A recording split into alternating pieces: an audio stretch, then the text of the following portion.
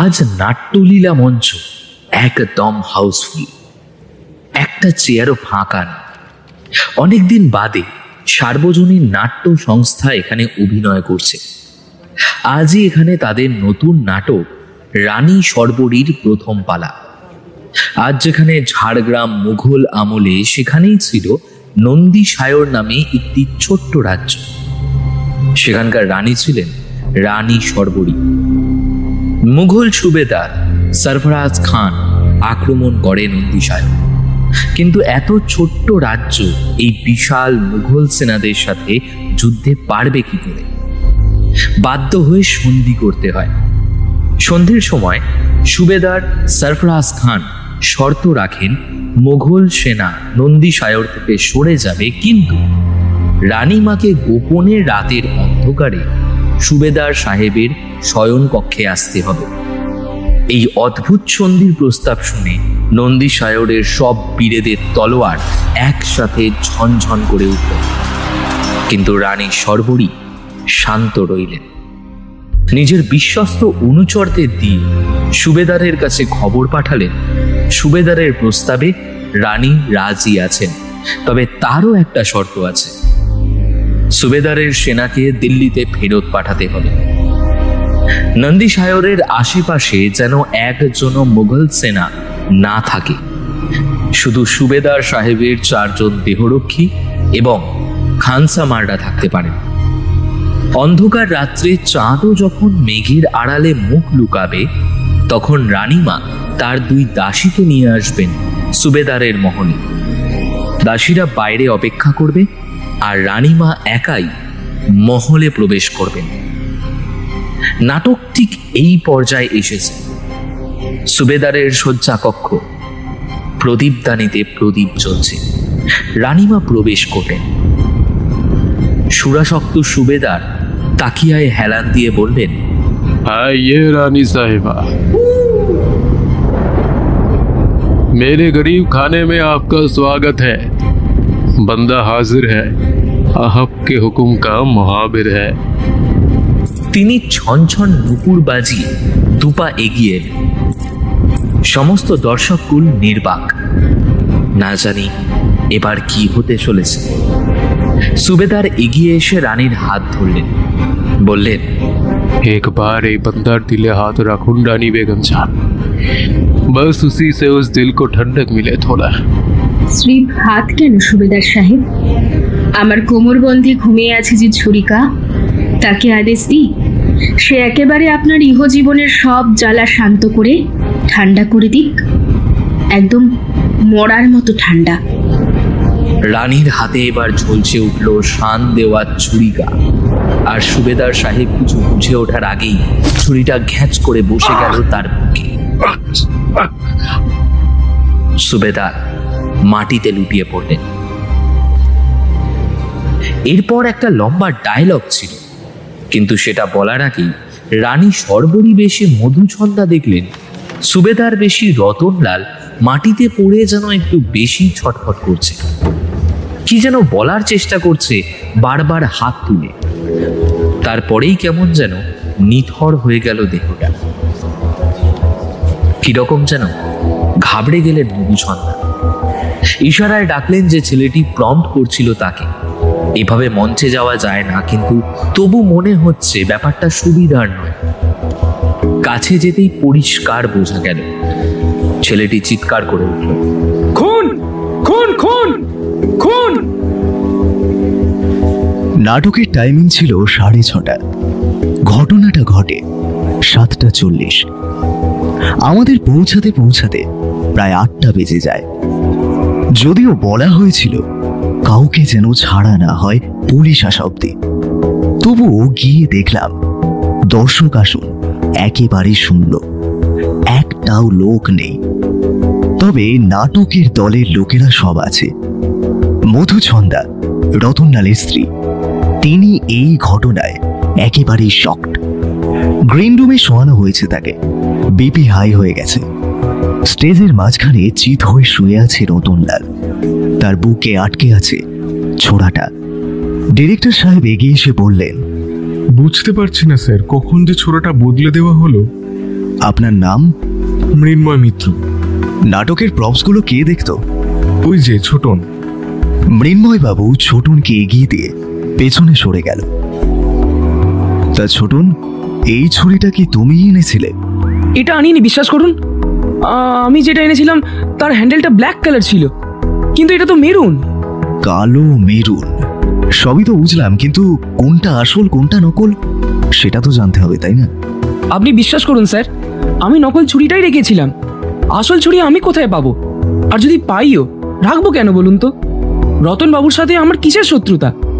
মেহেন্দি ম্যাডামের মেকআপ করিয়েছে, ঘাগরা ওড়না সবও পরিয়েছে, ছোড়াটাও তো ওই কোমরে সেট করে দিয়েছে। তাহলে আমাকে খামোকে সন্দেহ করছেন কেন? মেহেন্দিকে জিজ্ঞেস করুন। ওয়েল, সন্দেহ তো আমি সবাইকেই করছি ছোটন বাবু। আপনি ঠিকই বলেছেন, আপনার থেকেও ম্যাডামের মেকআপ ম্যানের চান্সটা একটু বেড়ে যাচ্ছে। আমার কথা শুনে মনে হলো ছোটন একটু হাঁপ ছাড়লো। অত নিশ্চিন্ত হওয়ার কিছু নেই, আপনিও কিন্তু প্রাইম সাসপেক্ট। যতদিন না কেস সলভ হচ্ছে ততদিন কোথাও বের হবেন না। ছোটন ঘাড় নেড়ে চলে গেল। মেহেন্দি এসে দাঁড়ালো। আর ইন্সপেক্টর সাহেব, কি জিজ্ঞেস করবেন? একটু জলদি করবেন প্লিজ। এমনি তো ছোটার পর কিন্তু মেয়ে ছেলেদের ইন্টারোগেশন বেআইনি, সঙ্গে তো আবার লেডিস কনস্টেবলও আনেননি দেখছি। ওরে বাবা, আপনি তো দেখছি হেভি আইনজ্ঞ। তা খুনটা কি এই জন্যই ছটার পর করলেন, যাতে আপনাকে এখন পুলিশ স্টেশনে তুলে নিয়ে যেতে না পারি? মা কি কসম সাহেব, মা কি কসম, মায়েরই বলছি সাহেব, আমি কিন্তু কোনো খুন টুন করিনি। আরে ও তো ছোটন, আমাকে কেস খাইয়ে পিছনে কেটে পড়েছে। আরে রতন স্যারকে আমি কিউ মারবো স্যার? বলিয়ে আপ কিউ, ও কি আমার মরদ আছে নাকি? হ্যাঁ, কি সাংঘাতিক!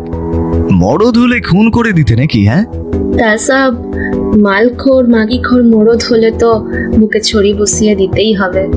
ও আচ্ছা, রতন বাবুর এসব বদ অভ্যেস ছিল বুঝি? সাব, ভালো কথা বলছি, শুনে রাখুন। অন্য কেউ নয় সাব, ও মেয়েটা আমি মেরেছে, নিজের মরদকে। আরে ও লোকটা তো স্টেজের ওপরে একরকম, আর ও মাল খেলে পুরো অন্য মানুষ হয়ে যায় সাব। আপকো পাতা নেই? আরে ও তো গ্রিন রুমে এসে কতবার ম্যাডামের গায়ে হাত তুলেছে, কতবার। এই আজকেও তো শোয়ের আগে এসে ম্যাডামের সাথে সে কি বাওয়াল রে বাপ। ম্যাডামকে বলছে, তোর মতো মেয়ে ছেলের জন্য আমার কেরিয়ারটা বরবাদ হয়ে গেল। আর ম্যাডামও বলেছে, এতই যখন কষ্ট, ডিভোর্সটা দে না, আমাকে কাছে মুরত্ব নেই, নিজের সব টাকা তো মাল খেয়ে উড়িয়ে দিস, এটাকে টান পড়লে আমার কাছে আসিস। সব জানা আছে আমার, তোর মতো হাজারটা রতনকে না এই আমি আমার ঘাগড়ার তোলায় রাখি।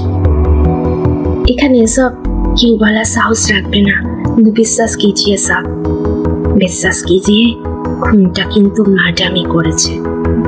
আমি তো ম্যাডামে ফেসিয়াল করতে বাড়িতেও যাই, কি বলবো সাব, কি ঝগড়া, বাড়িতে কাক চিল বসতে পারে না। বুঝলাম, ঠিক আছে, দেখছি। তুমি এখন যাও, তবে এখন কিন্তু শহর ছেড়ে কোথাও যাবে না। অন্যান্য যারা ছিলেন অভিনেতা, অন্য সব অ্যাসিস্ট্যান্ট, সবাইকেই জেরা করলাম। সবাই মেহেন্দির মতো একরকম ঝেড়ে কাশলো না বটে, তবে একটা কথা বেশ পরিষ্কার হওয়া গেল যে রতন বাবু অভিনেতা হিসেবে যাই হন না কেন, মানুষ হিসেবে খুব একটা সুবিধা ছিলেন না। আচ্ছা মৃন্ময় বাবু, আপনার কি মনে হয় রতনলাল বাবুকে কে খুন করতে পারে?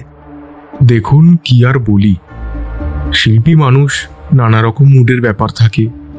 এমন হয়েছে কোনো দৃশ্যের ব্যাপারে কিছু বোঝাতে গেছি, একেবারে খেই করে খেপে গেছে। তখন তো এমন অবস্থা, বাপ মা তুলে খিস্তি দিতেও ছাড়ে না। আবার যখন মুড ভালো থাকে তখন নিজে থেকে জিজ্ঞাসা করে যে কিরকম হবে সিনটা। তা কি করে বলি বলুন তো, কাকে কখন গালাগাল করেছেন, কাকে কখন চটিয়েছেন। শুনেছি তো দুদিন আগে নাকি ওর পাড়ার কাউন্সিলর রেবতী দেবীর সাথেও একজোট ঝামেলা করে এসেছেন। তাই নাকি? কি ব্যাপার, কিছু জানেন? কিছুই না, খুবই সামান্য ব্যাপার। রেবতী দেবীর পার্টি অফিস ওর বাড়ির সামনেই। তা দিনে দুপুরে প্রায় রেবতী দেবী এবং ওর কিছু লোকজনের গাড়ি রতনবাবুর বাড়ির সামনে দাঁড়িয়ে থাকে। উনি নিজের গাড়ি পার্ক করতে পারেন না, মেজাজ গরম হওয়া স্বাভাবিক, কিন্তু তাই বলে কেউ কাউন্সিলরের সঙ্গে ঝামেলা করে বলুন? বুঝলাম। আচ্ছা চলুন তাহলে একটু মধুছন্দা দেবীর সাথে একটু কথা বলে আসি নাকি? কিন্তু কথা বলবো কি, গ্রিন রুমের বাইরে দরজার আগলে দাঁড়িয়ে আছে বেশ দশাসই চেহারার এক ভদ্রলোক। ভেতরে তো এখন যাওয়া যাবে না, মধুসন্ধ্যা এখন অসুস্থ। আপনি? অবাক হয়ে জিজ্ঞাসা করলাম। আমি ওনার উকিল, অ্যাডভোকেট বিক্রম বসু। এর মধ্যে মধুছন্দা দেবী উকিলও ডেকে এনেছে? না না, আমি তো নাটক দেখতে এসেছিলাম। আমি মধুসন্ধ্যার খুব বড় ফ্যান, তো ও সব নাটকই দেখতে যাই। আপনি এখানে যে কাউকে এই ব্যাপারে জিজ্ঞাসা করতে পারেন। আমি তাকালাম মৃন্ময় বাবুর দিকে। উনি ঘাড় নেড়ে সম্মতি জানালেন। উকিল বাবু আবার বললেন, এখন আপনি মধুসন্ধ্যার সাথে কথা বলতে পারবেন না, উনি অসুস্থ। তাছাড়া এমনিতেও সন্ধ্যার পর মহিলাদের সাথে কথা বলা যায় না উইদাউট লেডি কনস্টেবল। আপনি কি অবসর সময় টিউশন পড়ান নাকি? হোয়াট? উকিল বাবু আমার কথায় ভ্রু কুঁচকে জিজ্ঞাসা করলেন। না মানে একটু আগে ম্যাডামের মেকআপ আর্টিস্টও একই কথা বলছিল কিনা, তাই ভাবলাম আপনি বোধহয় অবসর সময় ফ্রিতে এদের ল ক্লাস নিয়ে থাকেন। Are you joking? এমা না না, ছি ছি ছি, পুলিশের আবার জোক হয় নাকি? আচ্ছা ঠিক আছে, ম্যাডামকে আমার সমবেদনা জানাবেন। আর ওয়েল, আমি না হয় কালই ওর সাথে দেখা করব, দিনের আলোয় উইথ লেডি কনস্টেবল। ওকে। লাশটাকে পোস্টমর্টমে পাঠিয়ে জিপে উঠে বসলাম। এই কেসের একজন প্রাইম সাসপেক্ট, এক একটি অবতার। এদের সামলানো আমার কম্য নয়, এর জন্য ডিজিপির হেল্প লাগবে। কি ভাবছেন, ডিরেক্টর জেনারেল অফ পুলিশ? আরে না না, এইরকম কেসের কথা স্যারের কানে গেলে আমার তো চাকরি চলে যাবে। স্যারের কানে যাওয়ার আগেই কেসটা সলভ হওয়া দরকার, তার জন্যই তো ডিজিপিকে লাগবে। বেশি দূর নয়, এই তো নাট্যলীলা মঞ্চ থেকে একটু দূরেই রাজবল্লভ পাড়ায় বলরাম মন্দিরের গা দিয়ে একটা গলি চলে গেছে। গলিতে ঢুকেই দুটো বাড়ি পরে হলুদ রঙের দোতলা বাড়ির নিচের তলায় ভাড়া থাকে। এখান থেকে ফেরার পথে দেখা করাই যেত, তবে কিনা এই পুলিশের পোশাকে ঢুকতে দেখলে নির্ঘাত বাড়িওয়ালা ভাববে পাওনাদারদের দরখাস্তে সাড়া দিয়ে বেচারাকে তুলে নিয়ে যেতে এসেছি। হ্যাঁ, তাই আর বাড়ি গেলাম না, না হয় থানায় পৌঁছে একটা ফোন করে নেব।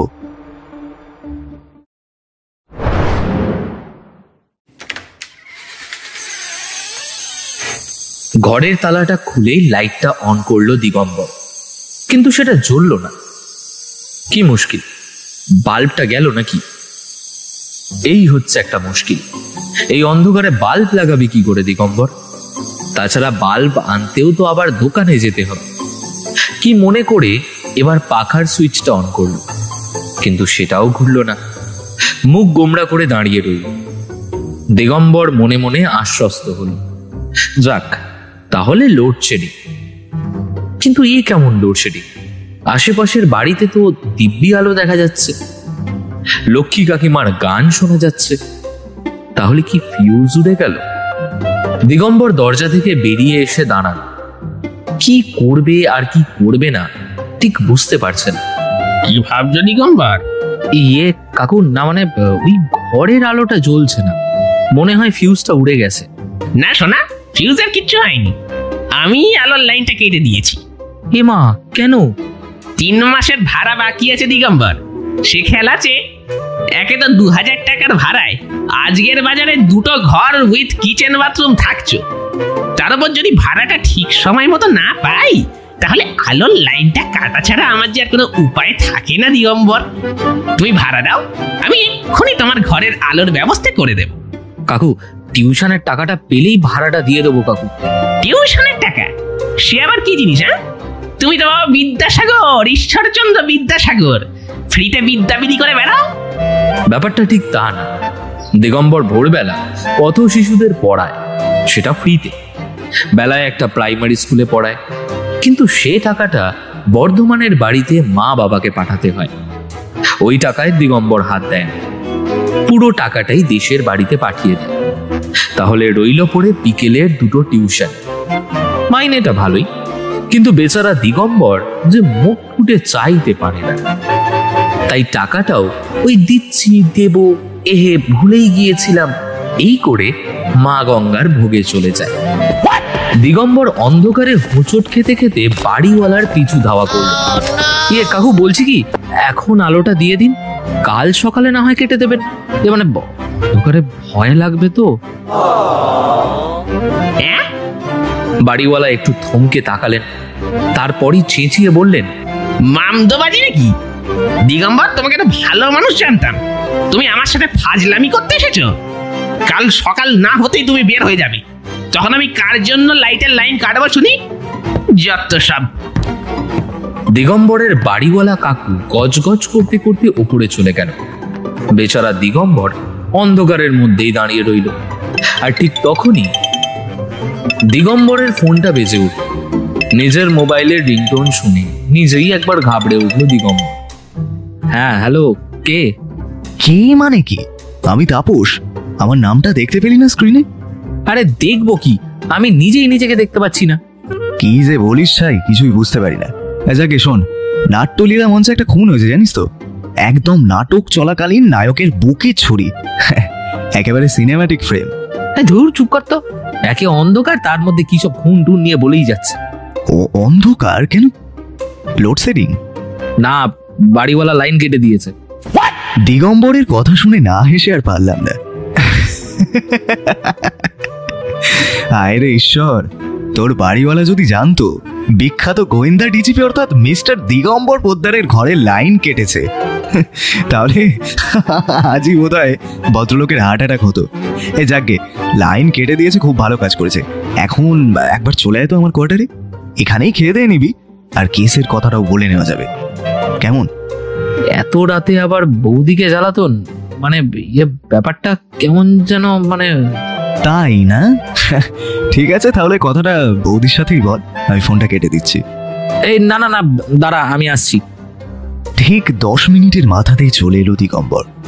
এসেই চাঁদনি মানে আমার স্ত্রীকে বলল, বৌদি, এত রাতে বড্ড অসুবিধায় ফেললাম। আরে কিসের অসুবিধা? আর ওকেই বা বলতে হলো কেন? তুমি তো নিজেই চলে আসবে।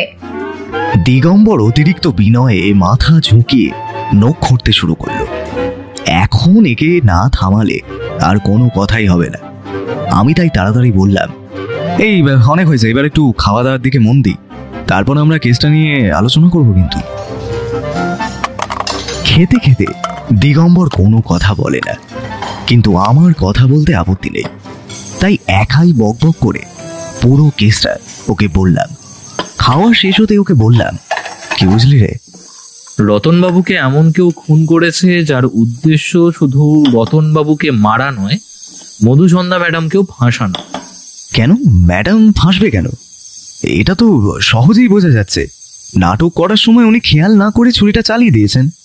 সেটা তো লোক দেখানো ব্যাপার হতে পারে, হয়তো শুধু লোক দেখানোর জন্যই তিনি এইভাবে খেলাটা সাজিয়েছেন।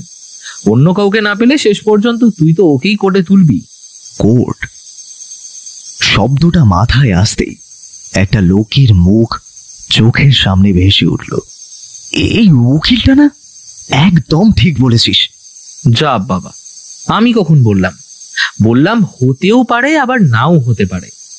না না না না, আমি একদম শিওর। মধুছন্দা দেবীর মেকআপ রুমে ওর অবাধ এন্ট্রি, ছুরিটা বদলে দেওয়া ওর কাছে কোনো ব্যাপারই না। তাছাড়া ওই মেকআপ আর্টিস্ট সেও কিন্তু উকিলবাবুর ছাত্রী। দুজনে একই সুরে কথা বলছিল। তাহলে আর আমার মাথা খারাপ করছিস কেন? যা ঘুমোতে দে, চল। আরে রেগে যাচ্ছিস কেন? কাল একবার যাবি মধুছন্দা দেবীর বাড়ি। দিগম্বর কি একটা হিসেব করলো, ঘড়ি দেখলো, তারপর বলল, 9:30 থেকে 10টা অবধি হাতে সময় আছে, তার মধ্যে হবে। আমি তাড়াতাড়ি মাথা নেড়ে হ্যাঁ বলে দিলাম। খুব ভালো করে জানি 9:30টায় দিগম্বরের পথ শিশুদের পড়ানো শেষ হলে সেখান থেকে মধুছন্দা দেবীর বাড়ি যেতেই 10টা বেজে যাবে।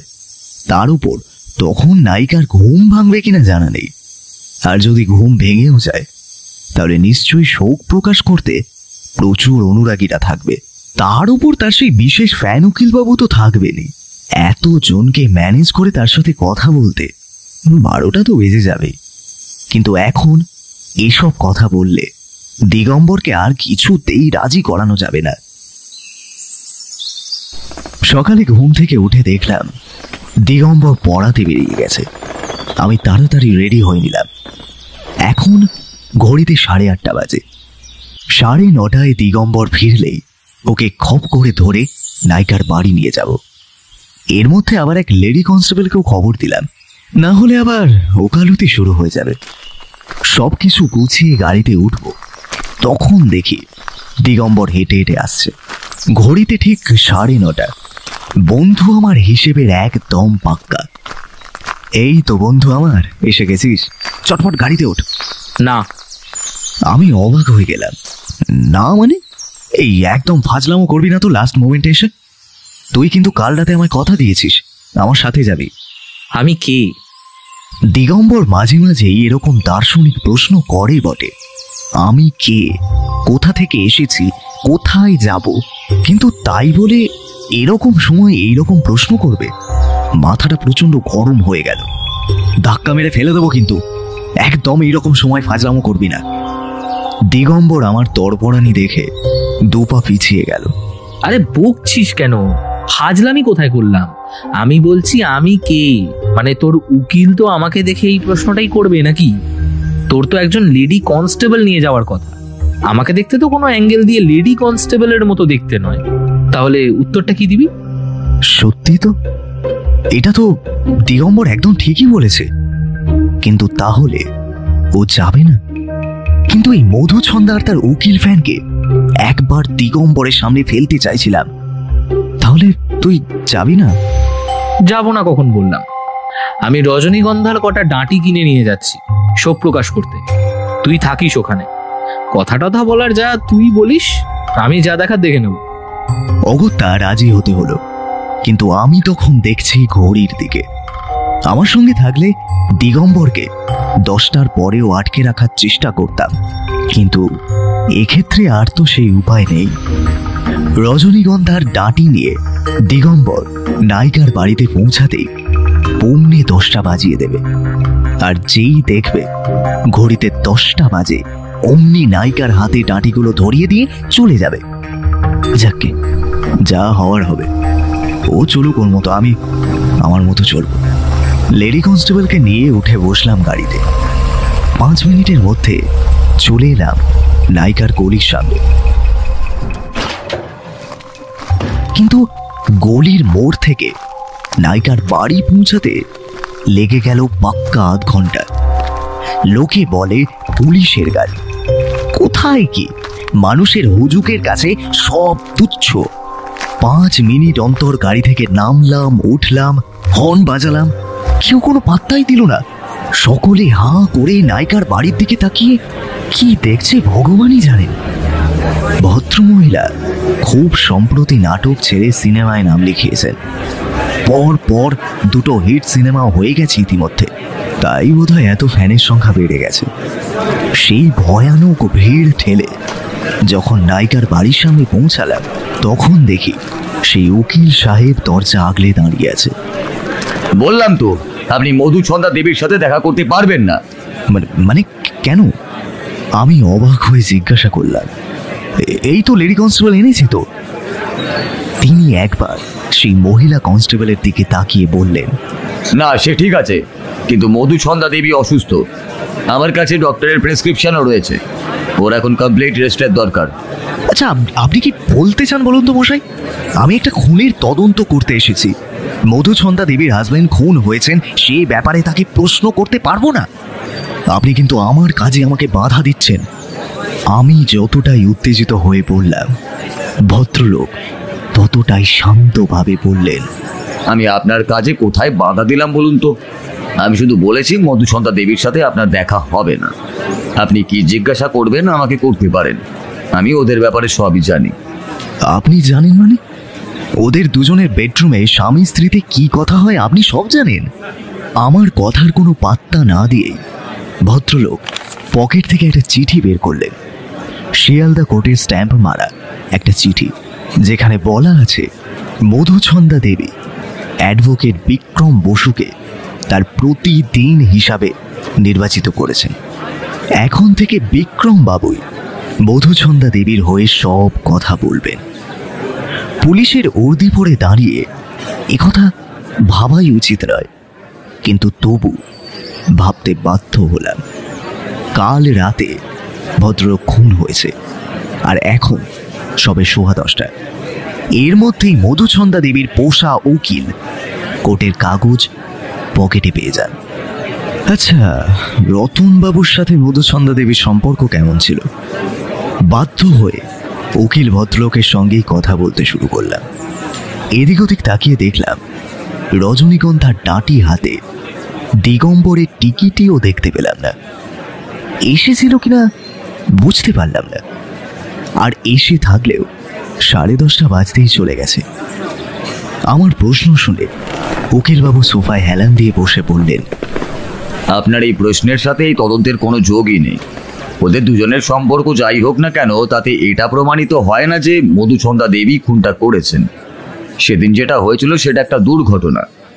মধুছন্দা দেবী জানতেন না যে ছুরিটা বদলে দেওয়া হয়েছিল। মিস্টার অ্যাডভোকেট, আপনি বারবার এক কথা বলছেন কেন বলুন তো? আমি কি একবারও বলেছি মধুছন্দা দেবী খুন করেছেন? ইনফ্যাক্ট আমি তো ওকে সাহায্যই করতে চাইছি। আমি তো জানতে চাইছি এমন কে আছে যে একই সাথে রতন বাবুকে খুন করতে চায়, আবার মধুছন্দা দেবীকেও ফাঁসাতে চায়। সেটা জানার জন্য তোদের প্রাইভেট রিলেশন জানার দরকার পড়ে না মিস্টার ইন্সপেক্টর। আমি যত উত্তেজিত হই, উকিলবাবু ততটাই ভাবলেশহীন মুখ করে কথা বলে। সত্যি কথা বলতে খানিকটা বিরক্ত হয়ে উঠে পড়লাম। মধুছন্দা দেবীর বাড়ি থেকে বের হতে যাব এমন সময় কাউন্সিলর রেবতী দেবীর সাথে আমার দেখা হলো। এর কথা সত্যি বলতে কি ভুলেই গিয়েছিলাম। আপনি বুঝি রতনবাবুর কেসটা দেখছেন? আগে বেশ, একটু দেখুন যাতে তাড়াতাড়ি খুনি ধরা পড়ে। আমি খানিকটা আমতা আমতা করেই বললাম, ম্যাডাম, একটা কথা বলবো। হ্যাঁ বলুন না, আমি যদি কোনো সাহায্য করতে পারি তাহলে অবশ্যই করব। না মানে শুনেছিলাম আপনার সাথে নাকি কিছুদিন আগেই রতনবাবুর ঝগড়া হয়েছে। রেবতী দেবী হেসে ফেললেন। আপনি কি আমাকে সন্দেহ করছেন নাকি ইন্সপেক্টর? তা ভালো, তদন্তের শুরুতে সকলকেই সন্দেহ করতে হয়। হ্যাঁ, ওর সাথে আমার একটু কথা কাটাকাটি হয়েছিল। আসলে একটু হাইপার মানুষ ছিলেন তো, রেগে গেলে একটু বেশি গলা তুলে কথা বলতে। আমার আবার বেশি চেঁচামেচি ভালো লাগে না, তাই আমিও দিয়েছি 2-4 কথা শুনিয়ে। ব্যাস ওইটুকুই। আর সত্যি বলতে কি, রেবতী দেবী একটু এগিয়ে এসে বললেন, কাউকে খুন করতে গেলে আমার আবার এত নাটকের দরকার পড়ে না। রতনবাবুর পোস্টমর্টম শেষ হলো 12টা নাগাদ। অবশ্য পোস্টমর্টমে নতুন কিছু জানার ছিল না। ডেড বডি পাঠিয়ে দেওয়া হলো রতনবাবুর বাড়িতে। দিগম্বরকে ফোন করলাম, ধরলো না। স্কুলে থাকলে সে আবার ফোন ধরে না। অবশ্য আসার কথা, আজও দিগম্বরের বাড়িওয়ালা আলোর ব্যবস্থা করে দেয়নি। তাই সন্ধেবেলা টিউশনির পর তাকে একেবারে পাড়ার মোড় থেকে হাইজ্যাক করে নিয়ে এলাম। ভাই কিছু তো বল, কোন দিক দিয়ে এগোবো সেটা তো বুঝতে পারছি না। দেখ, নাটকের মঞ্চে যখন ঘটনাটা শুরু হয়েছে তখন যবনিকা পতন তো নাটকের মঞ্চেই হওয়া উচিত, তাই নয় কি? তুই বরং এক কাজ কর, কাল সকালে এই কেসের সঙ্গে যারা জড়িত সকলকে একবার নাট্যলীলা মঞ্চে ডাক। দিগম্বর যবনিকা পতনের কথা বলছে, আমি তো এখনো মাঝ রাস্তাতেই হাবুডুবু খাচ্ছি। তার মানে কি দিগম্বর আমাকে কিছু না বলে একা একাই অনেকটা এগিয়ে গেছে?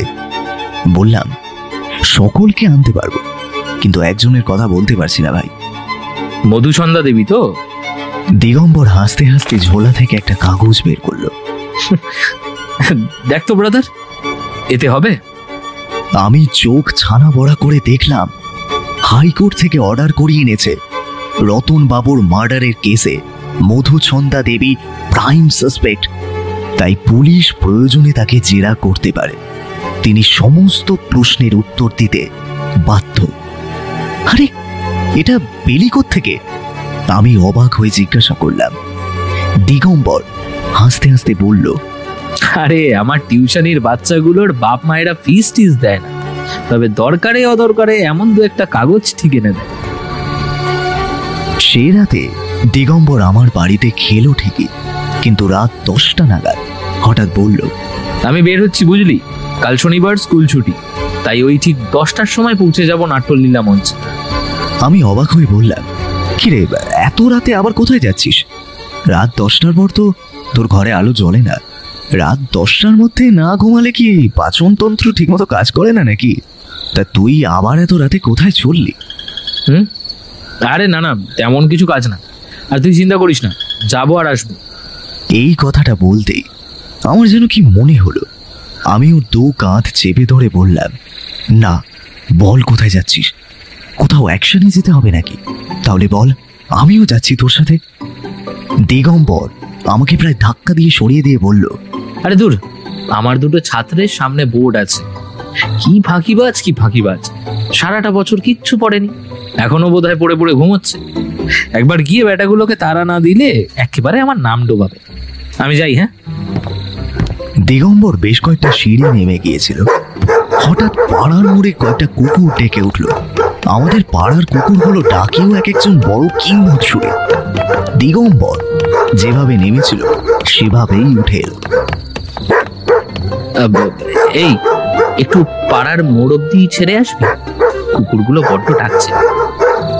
আমি কোনো মতে হাসি চেপে বললাম, তুই একটু দাঁড়া, আমি গাড়ি বের করছি। কোথায় যাবি বল, আমি ছেড়ে আসছি।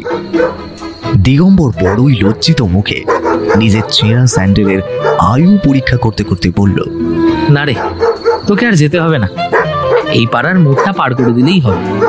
একটা থাপ্পড় মারবো বলে দিলাম, দাঁড়া এখানে চুপ করে। দিগম্বরকে বকুনি দিয়ে আমি গেলাম গাড়ির চাবি আনতে। গিরিশ পার্ক ছাড়িয়ে বেশ কিছুটা এগোনো শুরু করতে দুপাশে রাস্তার চেহারাটা আস্তে আস্তে বদলে যেতে লাগলো। তথাকথিত ভদ্রলোকেরা রাতের বেলায় এ পাড়ার নামও মুখে আনে না, আর আমি দিগম্বরকে নিয়ে এই গলি সে গলি তস্য গলি দিয়ে কোথায় যে চলেছি তার ঠিক নেই। একবার আর চোখে ওর দিকে তাকিয়ে বললাম, এই এখানে তোর ছাত্র থাকে? সে অবলীলায় ঘাড় নেড়ে বলল, হ্যাঁ, ভোরবেলা এখানেই তো পড়াই। তা ঠিক, ভোরবেলা দিগম্বর যে পথ শিশুদের পড়ায় তাদের মধ্যে অনেকেই এ পাড়ায় থাকে। গাড়িটা থামতে প্রায় 10 থেকে 12 জন মহিলা গাড়ির ওপর হুমড়ি খেয়ে বলল। আমি দিগম্বরের দিকে তাকিয়ে বললাম, এই এর মধ্যে দিয়ে যেতে পারবি? সে সানন্দে মাথা কাত করে বলল, হ্যাঁ, ওরা আমায় চেনে। সত্যিই তাই, গাড়ির দরজা খুলে দিগম্বর বের হতে সকলে যেন ছিটকে সরে গেল। গলির দুধারে ফুটে থাকা অজস্র নিশিপত্তের মাঝখান দিয়ে দিগম্বর গটগট করে চলে গেল।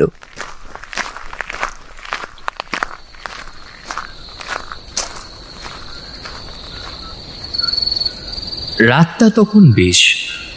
আস্তে আস্তে এই পাড়াটাও ঝিমিয়ে পড়েছে। একটা হাড় কঙ্কাল বার করা হলুদ বাড়ি দাঁড়িয়ে আছে গলির একেবারে শেষ প্রান্তে। বাড়িটার রং এককালে হলুদ হলেও এখন বেশিরভাগটাই কালচে হয়ে গেছে। সেই বাড়িটার একেবারে নিচে থেকে ওপর অব্দি একটা জং ধরা লোহার সিঁড়ি একে বেঁকে উঠে গেছে। সিঁড়ির একেবারে ওপরের ধাপে প্রায় জড়সড় হয়ে বসে আছে একটা লোক। অন্ধকারে লোকটার মুখ খুব একটা ভালো দেখা যায় না। সিঁড়ির ঠিক পেছনে একটা সদ্য রং করা সবুজ দরজা ঢকাস করে খুলে গেল। কালচে বাড়িটার মধ্যে এই রং করে জোয়ান দেখানো দরজাটা একেবারেই বেমানান, ঠিক এই ঘরের মালকিন ডালিয়ার মতোই। ঘর থেকে বেরিয়ে ডালিয়া প্রায় ঝড়ের মতো এসে পড়ল দিগম্বরের কাছে। অনেকক্ষণ একভাবে বসে থাকতে থাকতে চোখ দুটো জড়িয়ে এসেছিল দিগম্বরের। মাস্টার, এই যে মাস্টার, শুনছেন? ডালিয়ার ডাকে প্রায় ধর্মড় করে উঠে দিগম্বর বলে উঠল, হ্যাঁ, কে কে? না, আমি কিছু করিনি, আমি কিছু করিনি, বিশ্বাস করুন, আমি কিছু করিনি। ডালিয়া দুপা পিছিয়ে এসে দিগম্বরকে জোর করে দুবার ঝাঁকিয়ে বলল, মরণ, এই যে শুনছেন, আপনাকে নিয়ে আর পারা যায় না মাস্টার। এত ভীতু হয়ে আপনি কি করে যে গোয়েন্দাগিরি করে বেড়ান সে মা শীতলাই জানেন। এই নিন, ধরুন, আপনি যেটা চেয়েছিলেন। ডালিয়া দিগম্বরের হাতে একটা মোবাইল গুঁজে দিল। দিগম্বর মোবাইলটা নিয়ে একটু উলট পালট করল, তারপর আবার ভ্যাবাচেকা মুখে ডালিয়ার দিকে তাকিয়ে বলল, পাসওয়ার্ড দেওয়া আছে, খুলছে না তো। আমারও যা, আমরা দেন দেখি। ডালিয়া দিগম্বরের হাত থেকে মোবাইলটা ছিনিয়ে নিয়ে পাসওয়ার্ড দিয়ে মোবাইলটা আনলক করলো। ডালিয়ার বুদ্ধি খুব। পেশায় সে একজন নগর বধূ। দিনে 10-12টা কাস্টমার আসে তার। সকলের মোবাইলের পাসওয়ার্ড, বাড়ির ঠিকানা, এমনকি ব্যাংকের অ্যাকাউন্ট নাম্বার পর্যন্ত মুখস্থ থাকে তার। সে যে লাইনে আছে এই সব কিছুই তাকে জানতে হয়। কখন কোনটা দরকার পড়ে যায়। ঘরের ভিতর থেকে একটা জড়ানো গলার স্বর ভেসে এলো। ও ডার্লিং, কোথায় গেলে তুমি? দিগম্বর ভ্যাবাচাকা খেয়ে তাকালো ঘরের দিকে। ডালিয়া সেদিকে ঘৃণার চোখে তাকিয়ে আবার দিগম্বরকে তাড়া দিল। ওই দেখো, আপনি আবার ওদিকে তাকিয়ে রইলেন কেন? ও মিনসে এক্ষুনি উঠতে পারবে না। আপনি দেখুন তাড়াতাড়ি যেটা খুঁজছিলেন সেটা আছে কিনা। দিগম্বর আবার হড়বড় করে পাসওয়ার্ডটা দিয়ে গ্যালারিটা খুলল। একটু খোঁজাখুঁজি করতে পেয়ে গেল আসল ছবিটা। ছবিটা নিজের ফোনে ট্রান্সফার করেই ডিলিট করে দিল ডালিয়ার আনা মোবাইল থেকে। ঘর থেকে আবার সেই নেশায় ভরা কণ্ঠস্বরটা ভেসে এলো, এবার একটু জোরে। এই, কই গেলি রে মাগি? হ্যাঁ, ভেবেছিস কি মরে গেছি নাকি সালি? এখনো তো টাইম বাকি আছে, কোন চলে গেলি? এই, ডালিয়া মোবাইলটা কেড়ে নিল। হয়েছে হয়েছে, যা হয়েছে দিন। শালার এবার আসল ভাষা বেরিয়েছে, নেশা ছুটছে আস্তে আস্তে। মোবাইলটা ডালিয়ার হাতে দিয়ে চলে আসছিল দিগম্বর। ওই সবুজ দরজাটা বন্ধ হয়ে গেছে আবার, কিন্তু ওই বন্ধ দরজা থেকেই ডালিয়ার চিৎকার ভেসে আসছে। আমি কিছু জানি না। আরে আমি কি করে জানবো আপনার মোবাইলে কি ছবি ছিল? দরজাটার গায়ে একটা ধমাস করে আওয়াজ হল। ডালিয়া দরজা শুদ্ধ ছিটকে পড়ল। এক দশাশই চেহারার লোক ডালিয়ার ওপর ঝাঁপিয়ে পড়ল ওই অবস্থাতেই। জানিস না, তুই জানিস না আমার মোবাইলে ছবি কে ডিলিট করলো? বল বল, কে ডিলিট করলো? লোকটা ডালিয়ার চুলের মুঠি ধরে ঠাস করে একটা চড় মারতে যাচ্ছিল। হঠাৎ কে যেন শক্ত হাতে হাতটা ধরল। এক্সকিউজ মি, আপনি একজন মহিলাকে এইভাবে মারতে পারেন? এটা আইন বিরুদ্ধ কাজ। কে রে তুই শালা, আমাকে আইন শেখাতে এসেছিস? হাতটা ছাড়িয়ে নিতে চাইল লোকটা। বেশ কয়েকবার টানা হেঁচড়া করেও হাতটা ছাড়াতে পারল না। উল্টে দিগম্বরের অন্য হাতের একটা সপাটে চড় খেয়ে লোকটা ছিটকে পড়ল। হাসতে হাসতে দিগম্বর বলল, ছাত্র পেটানো হাত, এ হাত থেকে যে এত সহজে ছাড় পাওয়া যায় না মুকুলেশ দত্ত। মুকুলেশ দত্ত যেখানে ছিটকে পড়েছিলেন সেখান থেকেই একেবারে খ্যাপা ষাঁড়ের মতো ছুটে এসে দিগম্বরের ঠোঁটের ওপর একটা ঘুষি চড়াল। ঠোঁটের কাছে বেশ খানিকটা কেটে গেল। দুজনেই দুজনকে জড়িয়ে ধরে বেশ খানিকক্ষণ একেবারে শুম্ভ নিশুম্ভের যুদ্ধ হলো। একসময় দেখা গেল দিগম্বর মুকুলেশ দত্তের চুলের মুঠি ধরে ঢাই ঢাই করে মাটিতে ঠুকছে। অন্য দিক থেকে এক পাল ছেলেপুলে হই হই করে ছুটে আসছে।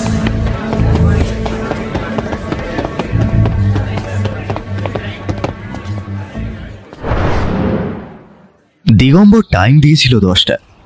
আমি আবার যাতে সকলকে টাইমের মধ্যে জড়ো করতে পারি তাই মোটামুটি 9:45 বলে তাড়া দিয়ে নিয়ে এসেছি। এদিকে দিগম্বরের পাত্তা নেই। ঘড়িতে এখন 10:30। রেবতী দেবী বারবার ঘড়ি দেখছেন আর মুখ দিয়ে চুকচাক শব্দ করছেন।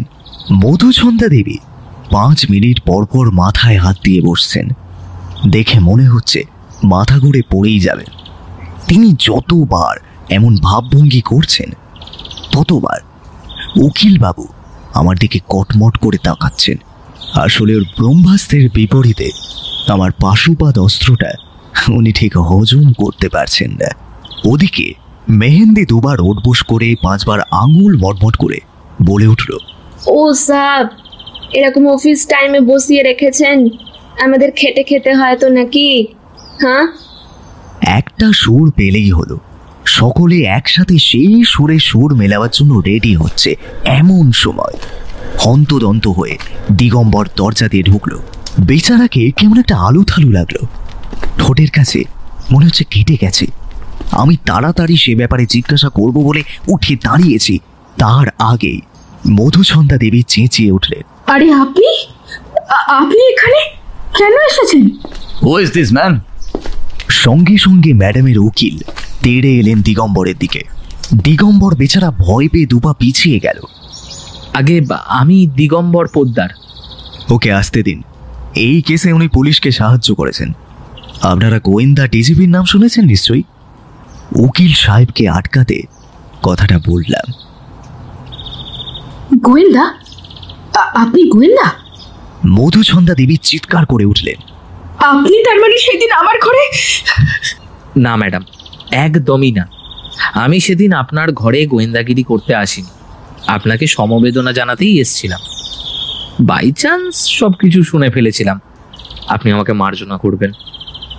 দিগম্বর আর মধুছন্দা দেবীর কথোপকথন আমার হিব্রু ভাষার চেয়েও কঠিন লাগলো। আমি দিগম্বরের দিকে ভ্যাল ভ্যাল করে তাকিয়ে আছি। সেই দেখে সে বলল, শুরু থেকে শুরু করি। তোকে যেটা আনতে বলেছিলাম এনেছিস? আমি ঘাড় নেড়ে ব্যাগ থেকে সেদিনের ছড়িটা বের করলাম।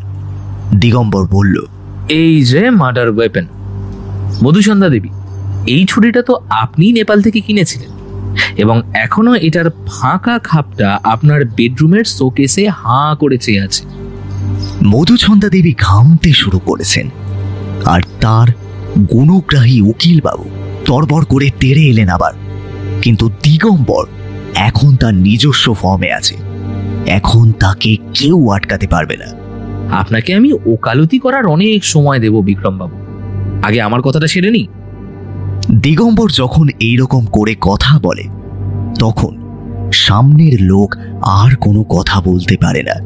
হ্যাঁ, তো যা বলছিলাম, এই ছুরিটা আপনারই, তাই তো মধুছন্দা দেবী? হ্যাঁ, কিন্তু বিশ্বাস করুন, আমি এই ছুরিটা সেদিন নাটকের সময় নিয়ে আসিনি। ছুরিটা মারার সময়ও খেয়াল করিনি ছুরিটা বদলে গেছে। বলতে বলতে মধুছন্দা দেবী কেঁদে ফেললেন। আহা, কান্নাকাটি করবেন না। আমি বলছি কি হয়েছিল। রতনবাবুর সাথে আপনার প্রায়ই ঝগড়াঝাটি হতো। আপনাদের প্রাইভেট লাইফ ভালো ছিল না, সেই জন্য অবশ্য রতনবাবুই খানিকটা দায়ী। একদিন ঝগড়ার সময় আপনি ওই ছুরিটা নিয়ে রতনবাবুর ওপর অ্যাটাকও করেন। আপনি বিশ্বাস করুন, আমি শুধু ছুরিটা তুলেছিলাম, আমি মারিনি ওকে। একদমই তাই, আপনি ছুরিটা তুলেছিলেন, তারপর রাগ করে ছুরিটা ছুঁড়ে ফেলে দেন। আর সেই ছুরিটাকে খাটের তলা থেকে উদ্ধার করে আপনার মেকআপ আর্টিস্ট মেহেন্দি। কি তাই তো মেহেন্দি ম্যাডাম? মেহেন্দি এতক্ষণ এক কোনায় বসে মোবাইল স্ক্রল করছিল। দিগম্বরের কথায় ধর্মর করে উঠে দাঁড়িয়ে বলল, আমি? বসুন বসুন বসুন, কষ্ট করে আর দাঁড়াতে হবে না, এটা স্কুল নয়। তাই আমার কথার উত্তর দিতে গেলে আপনাকে উঠতে হবে না। হ্যাঁ, তা যেটা বলছিলাম, মধুছন্দা ম্যাডামের ফেসিয়াল করার সুবাদে ওর বেডরুমে তো আপনার অবাধ গতি, তাই খুব সহজেই ছুরিটা আপনি খাটের তলা থেকে সরাতে পেরেছিলেন, তাই তো? আর হ্যাঁ, শুধু তাই নয়, ভাগ্যক্রমে মধুছন্দা দেবী যখন ছুরি তুলে ওর হাজবেন্ডকে মারতে যাচ্ছিলেন, সেই মুহূর্তটাও হাতের সামনে পেয়ে যান মেহেন্দি ম্যাডাম এবং তিনি সুযোগের পূর্ণ সদ্ব্যবহার করে সেই মুহূর্তে একটা ছবি তুলে রাখেন।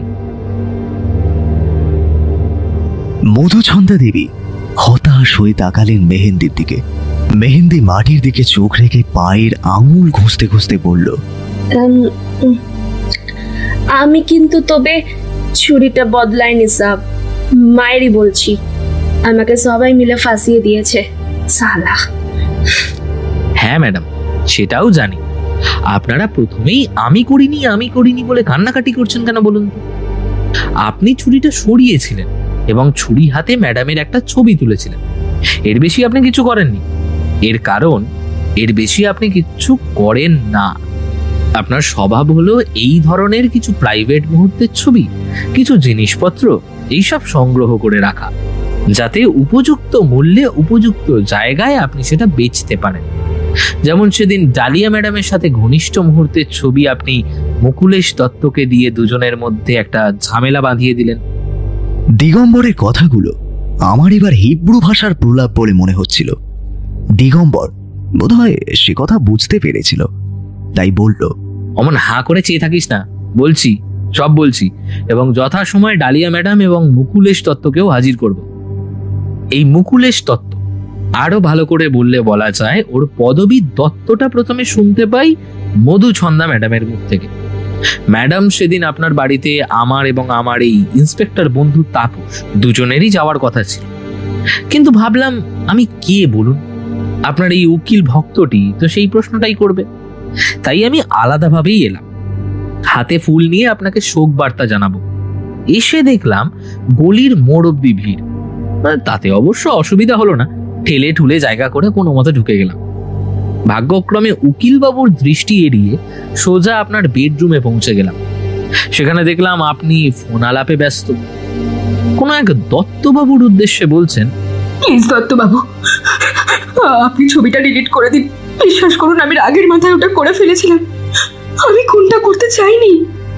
মধুছন্দা দেবী মাথা নিচু করে বললেন, হ্যাঁ, কথাটা বলেই দেখলাম আপনি দরজার কাছে দাঁড়িয়ে। আমি অযথা আপনার উপর চেঁচিয়ে ফেলেছিলাম, বুঝতে পারিনি, আমাকে ক্ষমা করবে। ওরকম একটু আধটু হয়, ওটা নিয়ে ভাববেন না। তা যাই হোক, এই দত্তবাবু কে, তার উদ্দেশ্য কি, সেটা জানার দরকার ছিল। অবশ্য তাপসকে বললে সঙ্গে সঙ্গেই খবর বার করতে, কিন্তু তার আর দরকার পড়ল না। একটু খোঁজ করতেই জানা গেল নাট্যলীলা মঞ্চের কর্ণধার হলেন মুকুলেশ দত্ত। রতনবাবু হাইপার মানুষ ছিলেন, তা তার সাথে এই ভদ্রলোকের রিলেশন কেমন ছিল সেটা জানতে গিয়েই ডালিয়া ম্যাডামের খবর পাই। এর পরের গল্পটা না হয় ডালিয়া ম্যাডামের কাছ থেকেই শুনি। দিগম্বরের কথা শেষ হতেই এক মহিলা এলেন। বোধহয় এতক্ষণ দরজার বাইরেই অপেক্ষা করছিলেন। পরে জেনেছিলাম ইনি ডালিয়া। খানিকক্ষণ এদিক ওদিক তাকিয়ে তারপর ডালিয়া বললেন, রতনবাবু প্রায় সন্ধ্যায় আমার বাড়ি আসতেন। গত পরশু রতনবাবু থাকাকালীনই দত্তবাবু চলে আসেন। ওদের দুজনের মধ্যে ঝগড়া শুরু হয়ে যায়, ব্যাপারটা হাতাহাতি পর্যন্ত পৌঁছে যায়। দুজনেই দুজনকে খুন করার হুমকি দেন। দত্তবাবু বলেন, তোর বউকে দিয়ে তোকেই খুন করাবো শালা, দেখে নিস। Very good. এরপর যেটা দরকার ছিল, দত্তবাবুর ফোন থেকে মধুছন্দা দেবীর ফটোটা উদ্ধার করা, যে ফটোটা দিয়ে তিনি মধুছন্দা দেবীকে ব্ল্যাকমেল করছেন। মধুছন্দা দেবীর অসংখ্য অনুরাগীর মধ্যে এই দত্তবাবু একজন। উনি ভেবেছিলেন মধুছন্দা দেবীর হাত দিয়ে খুনটা করিয়ে সেদিনের এক অসতর্ক মুহূর্তের ছবি দিয়ে আজীবন ম্যাডামকে ব্ল্যাকমেল করে যাবেন। ওর অন্য একটা অসৎ উদ্দেশ্য ছিল। হ্যাঁ ম্যাডাম, জানি, সে সবার বলতে হবে না। আচ্ছা যাই হোক, তাহলে গল্পটা শেষ করি। দত্তবাবুর মোবাইল থেকে ছবিটা সরানো দরকার ছিল। বলতে দ্বিধা নেই, এই কাজে ডালিয়া ম্যাডাম অনেক সাহায্য করেছেন। কাল রাতে ওর মাতাল অবস্থার সুযোগ নিয়ে ফটোটা আমার মোবাইলে পাঠিয়ে দত্তবাবুর ফোন থেকে ডিলিট করে দিয়েছেন। আজ ভোরের দিকে সে কথা জানতে পেরে দত্তবাবু ডালিয়া ম্যাডামের ওপর চড়াও হন। সেখানে আমাদের একটা জম্পেশ ফাইট সিনও হলো। ইনি রতনবাবুর থেকে কম হাইপার নন। দেখেছেন তো আমার কি অবস্থা করেছে। আচ্ছা, তাহলে দত্তবাবুকে এবার ডেকে নেওয়া যাক। দিগম্বরের আওয়াজ পেতে এক দঙ্গল ছেলেপুলে দত্তবাবুকে টানতে টানতে নিয়ে এলো ওই নাট্যলীলা মঞ্চে। এরা সবাই দিগম্বরের সকালবেলার ছাত্রছাত্রী। আমি ফিসফিস করে বললাম, এদের নিয়ে দল করেছিস বুঝি? এদের ছাড়া দত্তবাবু রতনবাবুদের রাতের কেচ্ছা উদ্ধার হতো নাকি? ডালিয়া ম্যাডামের ছেলেও আছে এই দলে। বলেছিলাম না, আমার ছাত্রছাত্রীদের বাবা মা টিউশন ফিস দেন না, এদিক দিয়ে একটু আধটু এইসব কাজ করে দেয়। দত্তবাবুকে গ্রেফতার করা হলো। মধুছন্দা দেবী এবং তার উকিল বন্ধু খুব খুশি। উকিলবাবুকে এই প্রথম হাসতে দেখলাম। সব মিটে যাওয়ার পর দিগম্বরকে বললাম, আচ্ছা ভাই, কেসটা তো সলভ করলি বটে, তা তোর একটা তো রেমুনারেশন প্রাপ্য, কত নিবি বল? এমা না না, চিচি, আমি সরকারি চাকুরে, একটা কাজ করতে করতে আবার অন্য কাজের জন্য টাকা নেব কি করে? এটা যে বেআইনি। সেদিন বিকেলে দিগম্বরের বাড়ির পাশ দিয়ে আসার সময় শুনতে পেলাম বাড়িওয়ালা ভদ্রলোক চেঁচিয়ে চেঁচিয়ে বলছেন, 3 মাসের বদলে 1 মাসের ভাড়া ঠেকালে, তার উপর আবার একটা 500 টাকার কোনার দিকটা ছেঁড়া। এই দিগম্বর, তুমি অন্য বাড়ি দেখো। হ্যাঁ, সামনের মাস থেকে আমি নতুন ভাড়াটে বসাবো। যত আপদ সব।